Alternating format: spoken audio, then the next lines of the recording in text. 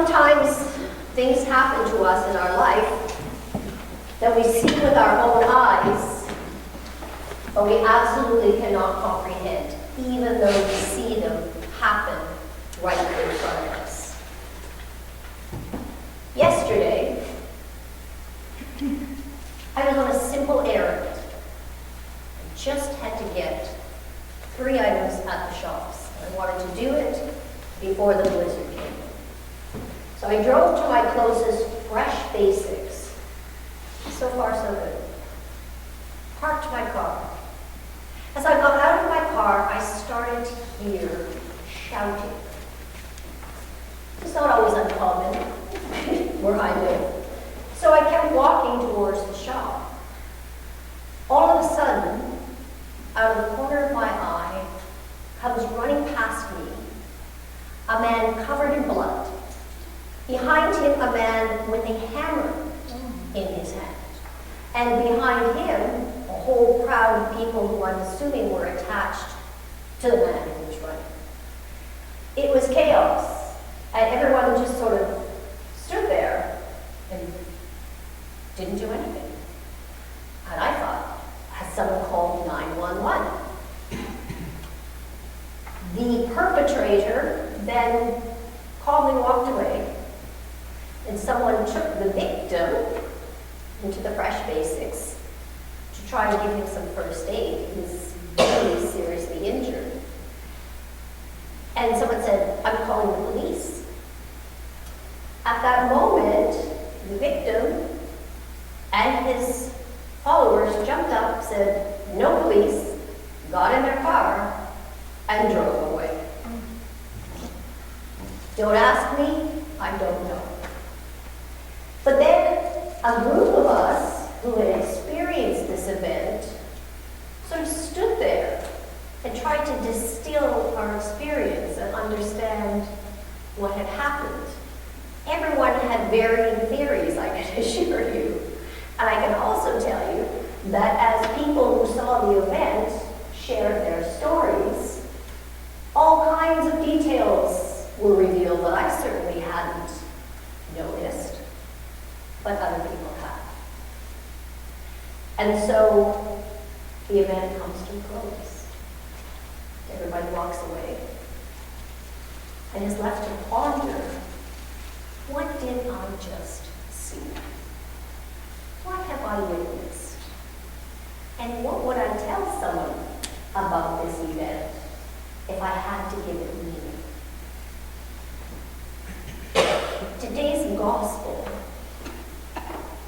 John and Andrew witness an extravagant event that they must give meaning to for themselves and for their community. John tells the people, look, there's the Lamb of God. Other than us sitting here today, do you think any one of those people knew what he meant? What did they know about the Lamb of God? Nothing. It was a term completely unfamiliar to them. And he says, I don't know who he is either. And we ponder that because we think, what's John's relationship to Jesus? Very good. Look at you, Kurt. You're back. You're back. It's his cousin. Of course he knows who Jesus is. But he says, I myself did not know him until the one who sent me to evangelize, the one who sent me to baptize, the one who sent me to witness, said to me, you will see a dove. You will see the Spirit of God descend, and you will know this is the Son of God. So John is left to think about what does that mean. And he's not an uneducated man. His father was a priest in the temple. And he sees Jesus again the next day, and he goes, look, here it is again, the Lamb of God. He explains in very bizarre shorthand to the people around him. This is the one I was telling you about. one that's greater than me, but comes after me, but really is before me.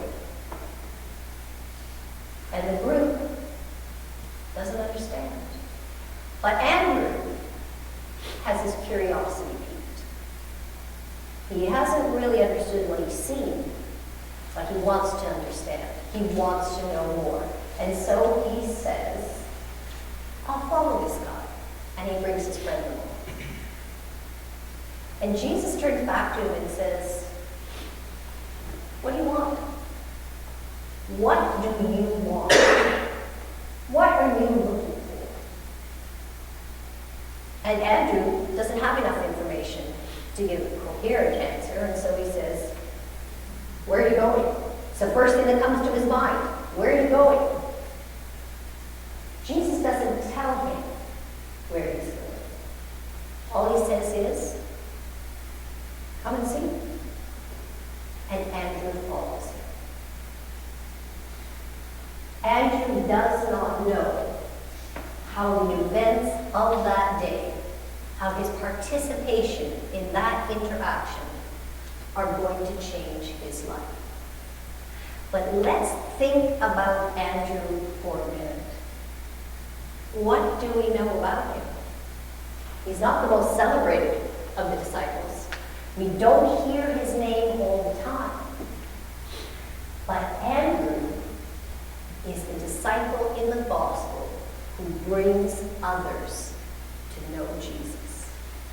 Think of the stories you know about Andrew. In this story, he goes and gets his more famous brother, Peter, and says, come.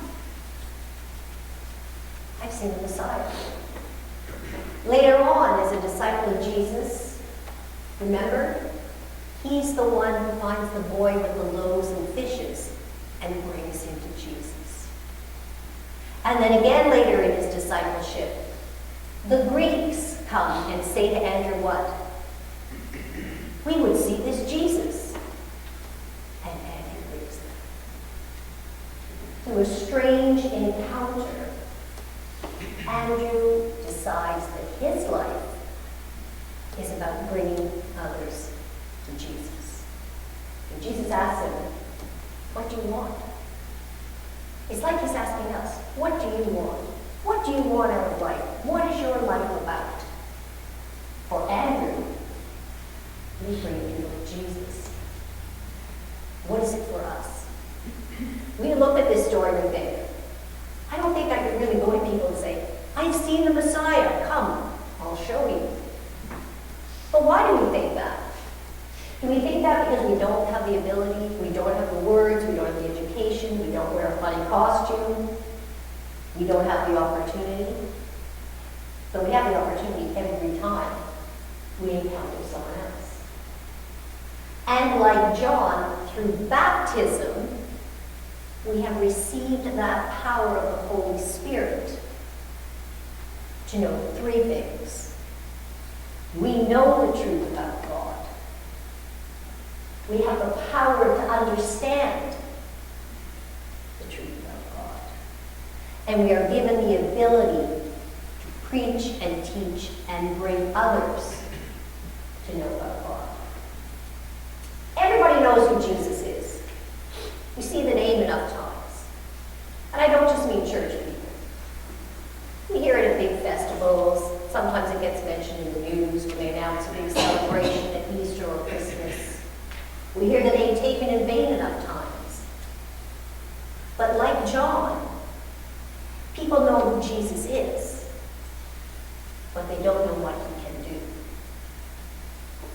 And so we're given the gift and opportunity in baptism to take that Holy Spirit and, like Andrew, show this Jesus to other people. We don't always understand what we see Jesus do. We don't always understand what he's calling us to do. But John teaches us one important thing today that we already have going for us right here. That people only learn about discipleship from the witness of other disciples. Andrew knew nothing about Jesus until he heard John. People will know nothing about what Jesus can do until they hear it from us. And the best way to do that, John shows us in this story, is through invitation. Jesus doesn't stop and give a big theological story about the incarnation. What does he say? Come and see. Come and see. So when people say to us, what do you do on Sunday? What is it in your life that allows you to bear grief and sorrow, or to celebrate with great joy, or to be patient, or to be steadfast, or to be faithful, or to be prayerful? We don't have to worry that we now have to think of something theological. We have already witnessed. We are already disciples. We are already gifted with the Holy Spirit to preach, to teach, to evangelize. We don't need any special